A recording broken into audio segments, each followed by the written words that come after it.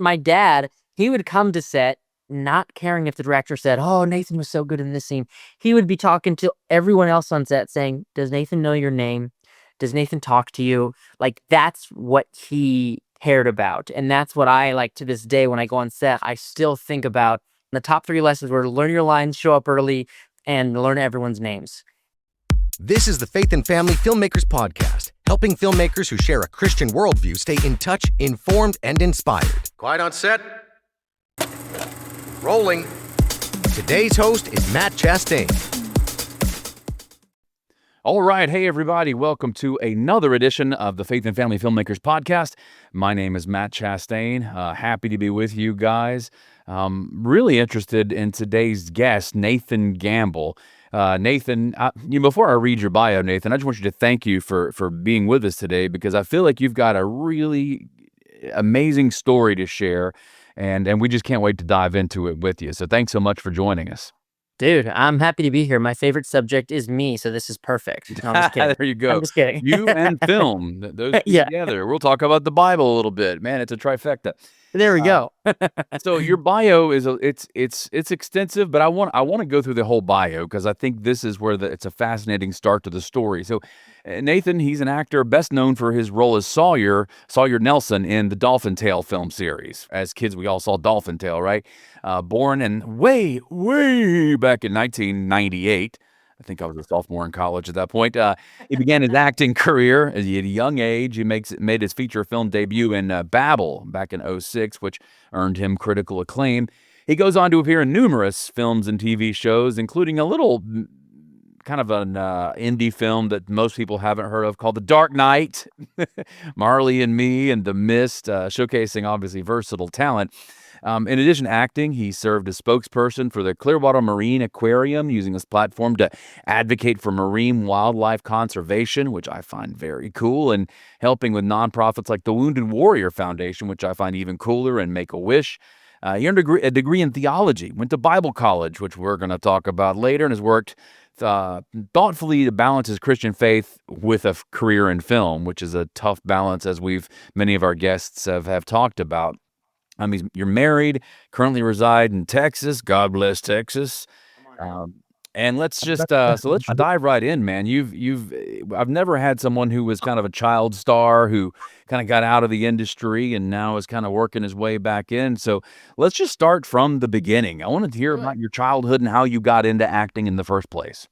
Yeah, of course. Well, first of all, let me just say, one, I'm super grateful to be on this podcast and to talk with you, Matt. Two, I was listening to you read the bio and I was like, that is a bio that I pulled from IMDb.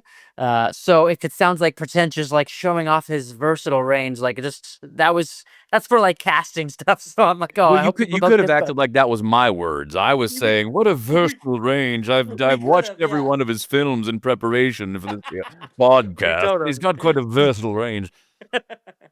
Exactly. But yeah, so super grateful to be on here. Yeah, so man, my passion for acting, I'd like to say, started before I was even born. Now, let me explain. My dad was a playwright. My mom was an actress in theater in Seattle. And she was 8 months pregnant with me when she played Mrs. Cratchit in A Christmas Carol.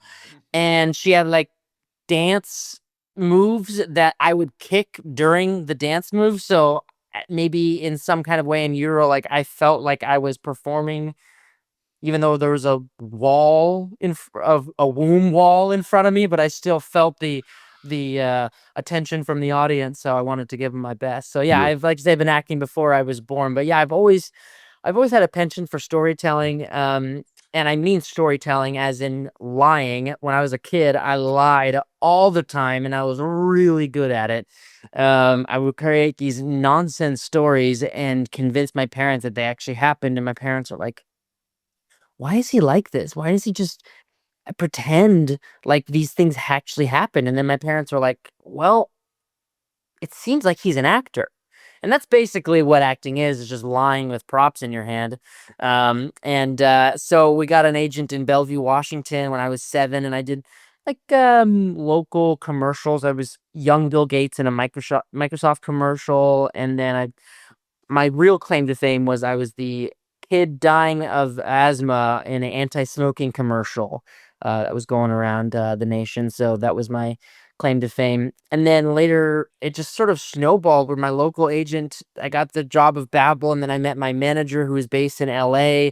And then that kind of opened up a whole new world of opportunities. And my parents, best parents in the industry, they kind of just said, we'll go as long as this wave takes us. And if you don't want to do it, if it stops being fun, then stop doing it. But for the time being, let's see where this takes us. And now, 20 years later, here I am.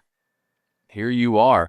Well, let's not fast forward too fast, because I want to hear about, you've been in some pretty big projects with the Dolphin Tales, or Dark Knight, or I want to hear about your experience in those. Those of us who are kind of into independent film, we don't get a chance to play around in that world, kick around in the world of the A-listers, which you have. So I want to hear about those experiences.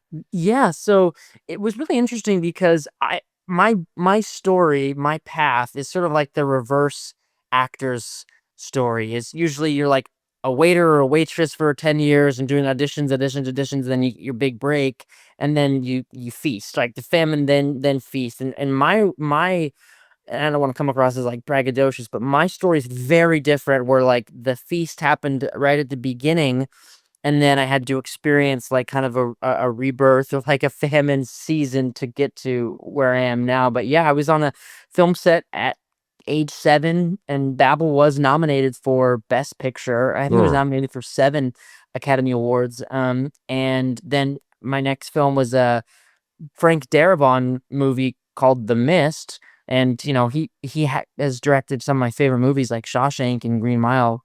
Was the Mist was also an adaptation of a Stephen King short story, right? Yeah, Were you yeah. one of the kids in the grocery store with mom? Yeah, I was the son of the main character. Okay.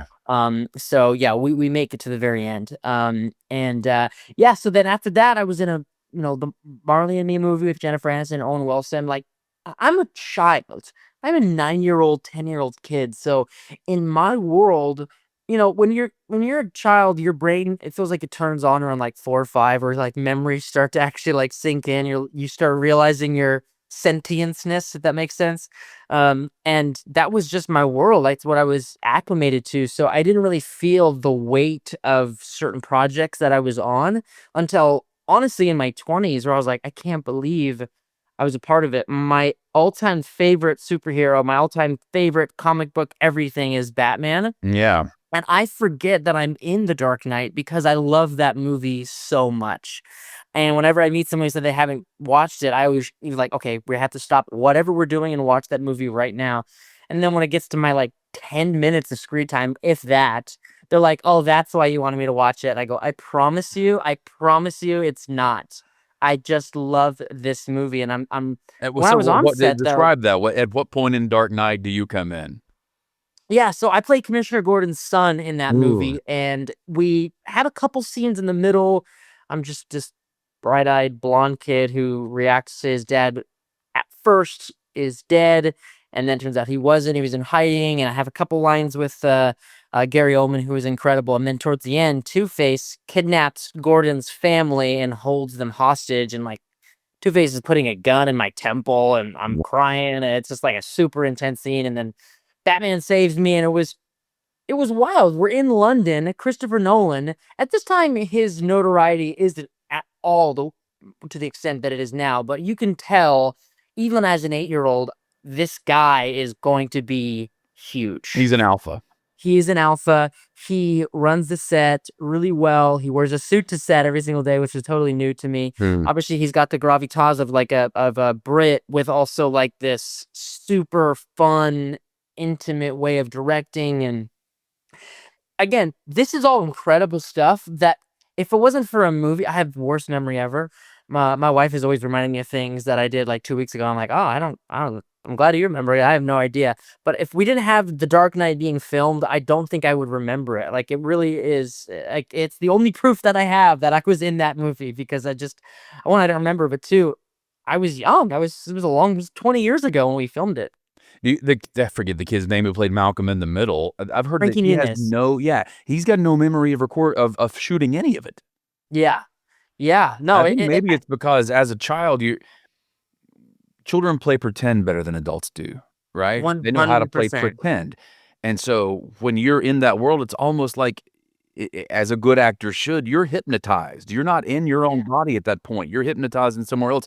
So the memories are probably more like a dream because you're in a dream state as you're acting, and we forget our dreams. So I can see why you would Wow, kind of that's forget. deep.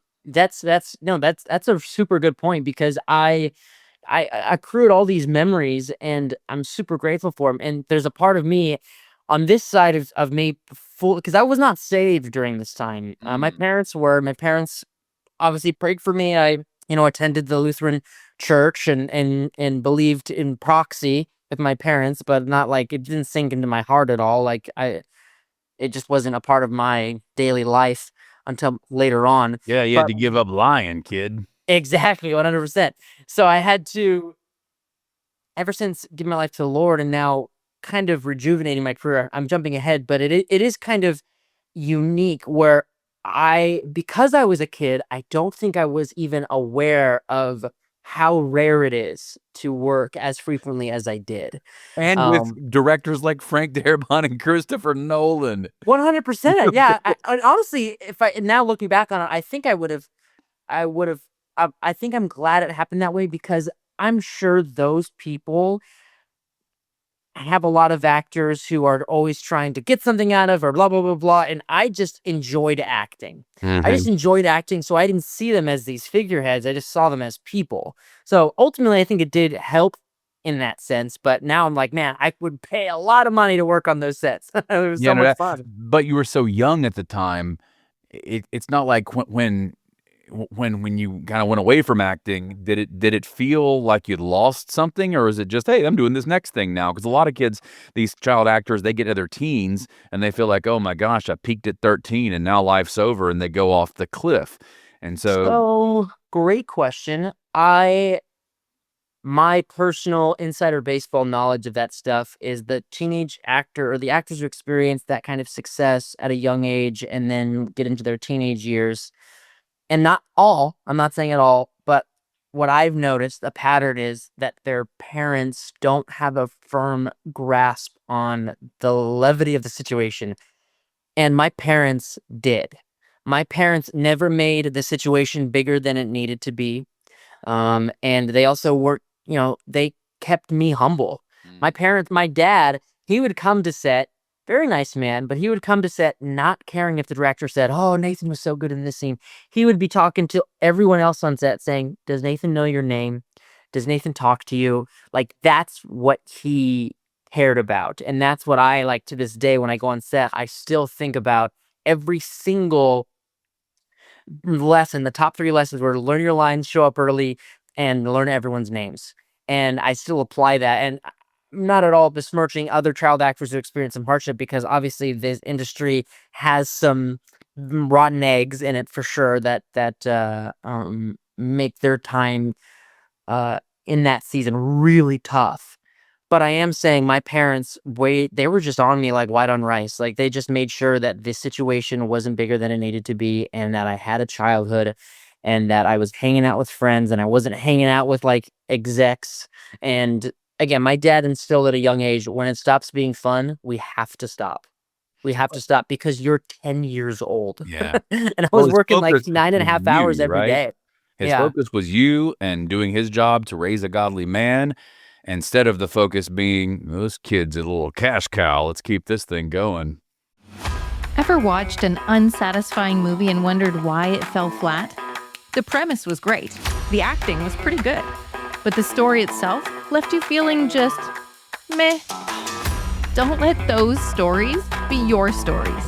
In my new book titled In the Beginning, Middle, and End, A Screenwriter's Observations of Life, Character, and God, I venture into developing and writing deep characters and satisfying storylines. But not only do I explain writing techniques in an entertaining way, sharing scenes from my own screenplays, but I parallel storytelling to life itself. Discover how to be the hero in your own hero's journey, how to engage with your author, and how to recognize when he's guiding the plot points of your life. In the Beginning, Middle, and End, A Screenwriter's Observations of Life, Character, and God. by Jaclyn Whitt. Available now on Amazon. Link in the show notes. And unfortunately, that is what happened. But not even the cash cow. It's like the notoriety that Yeah. inevitably like is Access. attached to it. Yeah. So I remember at a super young age, I think it was like 11. I was in a audition, and there was a kid who was going right before me into the room, and still brings it. I still have such a hard time telling the story because it's pretty brutal. Right before this kid went into the room, his like mom pulled him back and like grabbed him and like looked right in his eyes and said, "Hey, don't disappoint me like last time, okay?" And then he like went off into the audition room. And even at 11, like My my heart was goodness. ripped into pieces because if my mom ever did that, I would feel like who's this woman? Like my mom would never ever do that.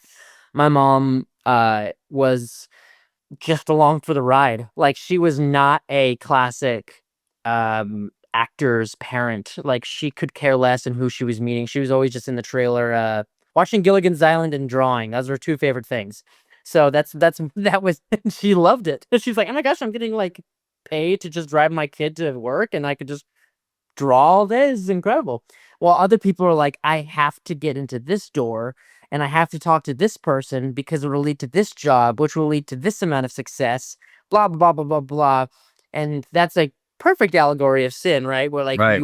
it always takes you farther than you are willing to go, and it never is satisfied. And a lot of those people have a perpetual unsatisfaction of the current standings of where they are. And that is a huge. I love actors, but they're the last people on set that I normally like to talk to, just because that it tends to be the type of conversation. "I just filmed this movie." "Oh well, I filmed this movie, and I really worked with that guy. I worked with him like 10 years ago." Like it doesn't matter. It doesn't matter. You have to somehow find a way to top, and it's dizzying, and it's brutal. Yeah, that's miserable. I mean, that's just like power seeking versus truth seeking behavior. When you're 100%. trying to climb the power ladder, it just makes you 100%. gross. So Yeah. good for you and your mom and your dad for not going down that route. Okay, I'm gonna fast forward ahead to the present, and then I want you to tell me the story up to the present. So, Nice. Jaclyn told me that she was working with a producer, and they had a great idea that they wanted to flesh out about a series that it's set in a Bible college. Mhm. Meanwhile, you had actually been working on such a thing for years. So kind of tell us about your experience there, and then how that kind of converged with Jaclyn and the producer that she was working with.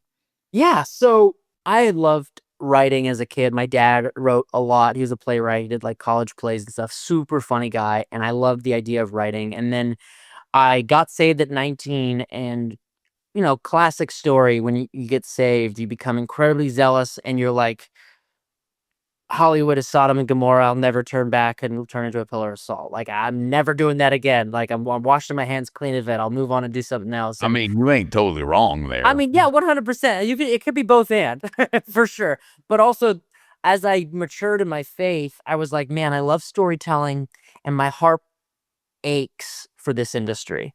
But my heart aches for the people in it who are, like we were just talking about, constantly trying, It's a mission constantly. field, right? Yeah, 100%. So now a mission field is being kind of cultivated in my head. Or I go, okay, I want to go back into it. How do I do it? And I had just graduated Bible college, and I was in a writing mood, and I went away for a weekend and just wrote Bible college, and it was kind of just on a whim. I wrote it and I go, this is fun. I read it with some of my other Bible college graduates, and we had a good time. And then I just stored it away, put it in it wasn't even on the back burner. It was like in the pantry, like getting forgotten. Did you write it as Uh, a series pilot or a feature? mhm. Yeah, series pilot. Hmm. And it just sort of, yeah, existed. And then randomly, Hmm. I emceed with a buddy of mine, Jason Munden's daughter's wedding. And because of that, back in 2021, we just stayed connected. We had done a couple small things with each other. It was really fun, and he's a great guy. And he approached me. He's like, "Hey, I want to do because all of his kids were in Bible college. I want to do a Bible college show. I feel like that's kind of what we need right now." And I go, "Huh, That's funny that you say that. I Well, actually wrote something yeah. like 4 years ago, brushed all the dust off of it and said, "Here you go." And then he was already working with Jaclyn on something, and then that kind of morphed into what we, as of last night, is basically picture locked with the edit of Bible College. And yeah, now pilot is shot and ready to sell it to whoever wants it. Like it really is. I'm super proud of it. Jaclyn is an incredible writer, and she added so much to it that I didn't originally have with the story. And Jason's direction nailed it. And it's so funny how I really was trying so hard to get other writing projects off the ground, and I want to do this, I want to do that, and I was striving and blah blah blah blah. Which, grit and determination and hard work is awesome, but there really is nothing comparable to the favor of God and like Yep. the timeliness of God. So something that I worked on a whim now is something that I've always wanted. And it wasn't my original goal or whatever, and now here we are, and it's a huge mega blessing. Absolutely. I'm excited that I had not even heard of the whole project, and Jaclyn hadn't told me about it. Now I really want to see the pilot. Did you so obviously you're a writer in it. I think that's great that you're able to collaborate with Jaclyn. And so how was that experience? Let's Yeah.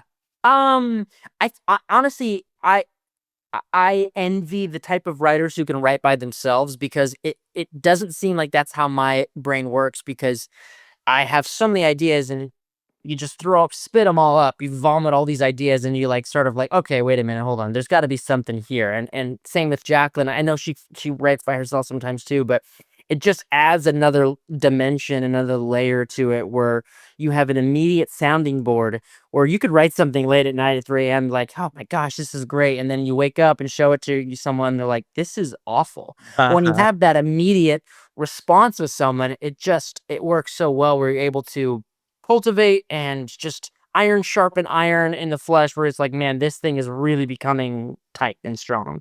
Yeah, she knows. She's so great at collaboration and anything that she Yeah, does. She knows how to collaborate, and this is a she does. collaborative art, but it's very difficult because your writing is like your little baby, and Yeah. if you have to have your writing partner tell you that that little piece of the baby is kind of ugly, it can be difficult. But if you can get past that ego part of you, and know that your writing collaboration partner is just trying to make everything better as you are, Yeah. then you can end up with something great.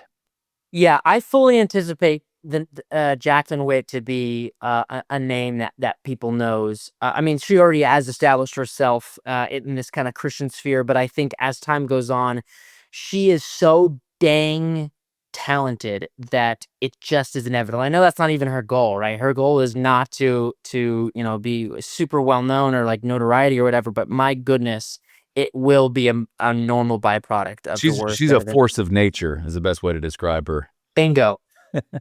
She definitely is. Well enough, sucking up to the boss. Let's get back Yeah. to this. So obviously you were a writer. Are you the showrunner? Or is she the showrunner? Are y'all the It co-showrunners? is a trifold cord between Jason, Jaclyn, and I. So Okay. we all have different functionalities, just like the Trinity. Yeah, yeah. And she writes a lot, and then I kind of give notes and prunes through certain things. And then Jason, obviously, I think he's a good director. I think he's actually a great director. I think he's an exceptional producer. I Really? think that's where he excels in. So eventually, I would love to direct as well, and then Jaclyn writes. But we all can kind of fill in whenever one As kind you of goes do down. on series like that, you'll see the producer directing and the writer Oh, you acting. have That's to. what series. That's how You they have roll. to. Yeah, Yeah. exactly. And then honestly, showrunner is kind of an archaic title now when it comes to like streaming services. Like it's kind of it's the wild west right now when it comes to shows. Like Through there there. used to be a certain template with like NBC, Mhm. Fox, ABC, CBS. And now things are changing where it kind of is wherever what the project demands and what the capabilities of the kind of top brass are. No doubt. Now, did you act in it as well? I mean, you have Oh those man, talents, and you're of the age. yeah, it's so funny. A lot of people ask me that, and this is one of those rare times where I go, I'm okay with not being in this. And again, this is a show that, God willing, to be 4, 5, 6 seasons. So I probably would eventually be a part of it in some capacity. But I just am so loving so loving being just a writer and wearing the headset behind Video Village and giving notes to Jason, and then Jason gives the notes to the actor, Yeah. and like that to me, I've been really, really enjoying. So It I gives think you the freedom to focus your mind on the creative process rather than the character process. I don't understand how the crew from It's Always Sunny, how they do it, because they are everything in that show. I mean, they're oh, writing, they're producing, they are the show. So I don't understand how people can kind of do both sometimes. you know what? I think one, all those people on that show are incredibly talented. I'm not saying that I'm not, or I'm not. I'm not saying I'm not incredibly talented, but I think they also have had 20 plus years of being in the industry and have it blow up in their face and then being a success. And they just have accrued so much. It's really all about failing, right? Failing Yeah. and learning. Your wins and your learns. And I think when you have a show as successful as that show, you have to experience a lot of learns. Yeah, A lot of absolutely. Well, they learns. started Yeah. young and they're all like a year older than me, so they're really old. Yeah. So, and then maybe you will be too, man. Sounds like your career, you're still young, man, and you're kind of relaunching your career. So, I guess where do you want to go? What are your aspirations? Where do you think God is leading you? A really good question. I think, when I got married to my beautiful wife, Hannah, 3 months ago, I I had told her months before we got married, like, "Hey, my trajectory of life has been incredibly unorthodox. Like, it's already been very different and unique. And my overall goal is not to be the best actor, the best writer, the best director, whatever. While that would be awesome, my ultimate goal is that every set that I'm on, I have left a lasting impact on everyone from the director to the catering guy to Yeah. craft service. Like that is my goal. So every time that I'm on set, I'm learning names, I'm fellowshipping with people, I am loving God by loving his kids. And that ultimately, if I'm given opportunities to do that from now all the way up until I'm 120, then I would have fulfilled what I believe I'm supposed to do here on earth. So, yeah, writing and directing and acting, awesome, so cool. But I would love to also know, hey, I remember the sound guy for this movie we did a couple years ago. He's great. He's got an awesome family. Let's include him on this project that we're doing, and just yeah, create, because this industry is really kind of brutal, Yeah. nihilistic, Yeah. and cutthroat, and we are called to be a light and the salt of the earth. So if we are to actually live that out, we should actually reflect differently is like mainstream. So that is my goal. Well, so you had just answered my last question because I always ask people, what is some advice you would give to people, you know, on the outskirts of the industry trying to get in? And I can't imagine better advice than that. You just described servant leadership. You just described, what it's like to really participate in the mission field for real. Is that when you get a chance to go on set, no matter what your role is, like you say, show the work ethic, be there on time, know your job, but more than that, just be a light in what can be a dark place, be a blessing to others. And in doing so, you are fulfilling your mission. Yeah, and being on set is a really ripe opportunity for that. And what I Yep. mean by that is when you making a movie or TV show is all about problem solving, because there will be problems. There will be stuff that Constant happens problems. The movie tries to fall apart every single day. every single day. And how the world reacts is a classic: upset, anger, frustration, vocalizing in out of ego, out of pride, out of whatever. And then you tear down someone to look like you're being brought up and blah blah blah blah. But we as believers are called to live separately from how the world operates, and there's so many great opportunities to react a certain way on set with that kind of perspective, where it would be immediately different, where immediately someone would go, why aren't you yelling at me? Right, like, why aren't you berating me? That was something I filmed a movie earlier this year called Bad Counselors. Hopefully it's coming out next year. um, and the director, Chris Dowling, really great guy, super cool Christian dude. After every day, he would go to all of the production groups, whether it be hair and makeup, sound, props, and he would thank them and wish them a good night.